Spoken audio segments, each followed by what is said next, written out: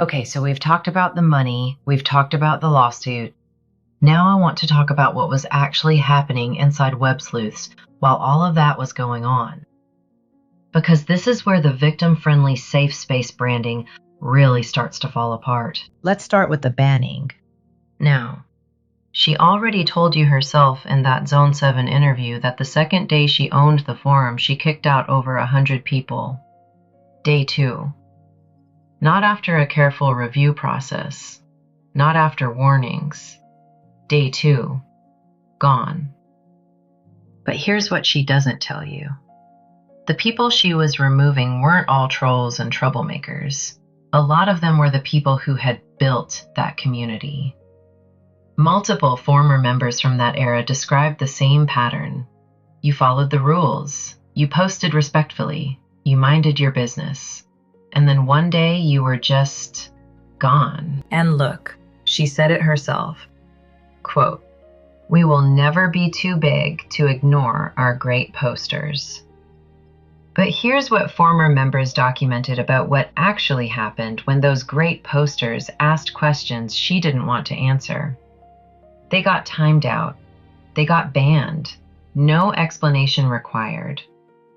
And then, and this is the part that really gets me, once those same people left and went to post somewhere else, she called them, and again, I'm reading her own documented words here, very low class and childish. So you're a great poster right up until you're not, and once you're not, you're trash. That's the system. So it wasn't just about what you did on her platform. It was about what you did anywhere online. That's not moderation. That's control.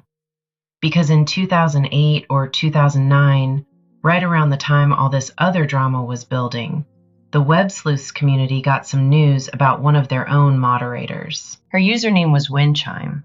Her real name was Terry Anna Marie Cavatello, also known as Terry Scholes, also known as Terry Stipp. And members doing background research discovered that in 1992, Terry had been charged with multiple counts of lewd and lascivious behavior in the presence of a child under 16. According to court documents that were surfaced and verified at the time, Terry Stipp pled guilty to 4 charges of lewd acts in the presence of a minor.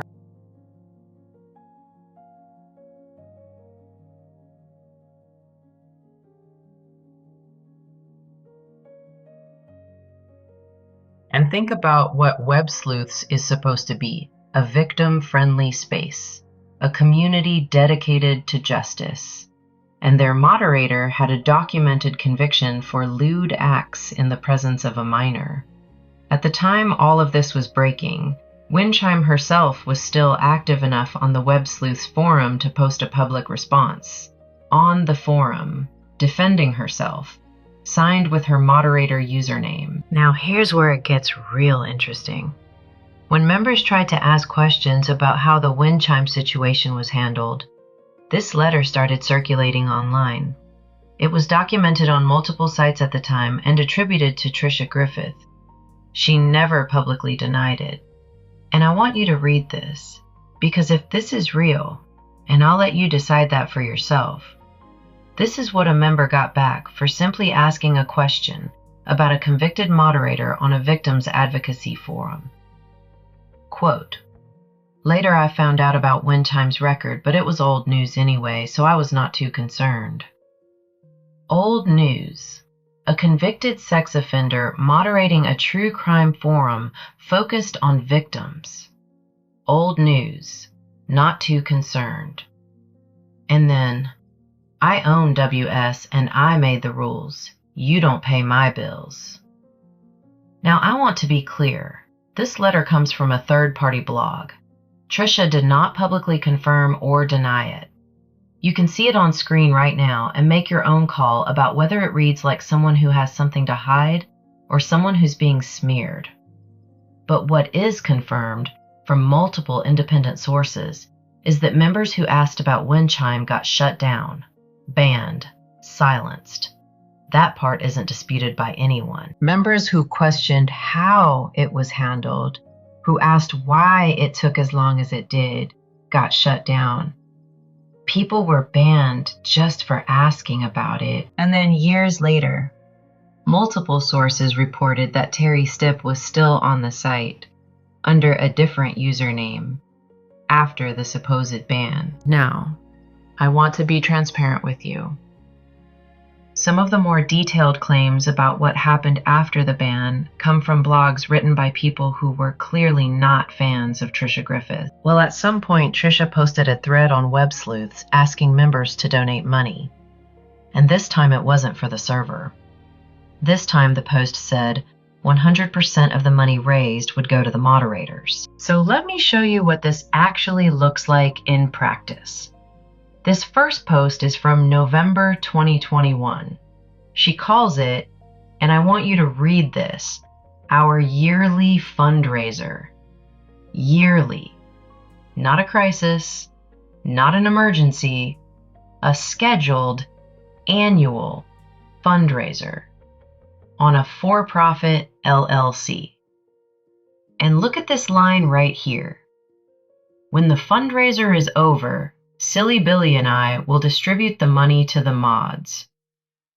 So the money comes in, she holds it, and then she and one moderator decide how to split it up amongst everyone else.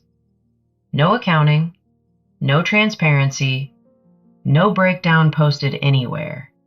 Just trust her.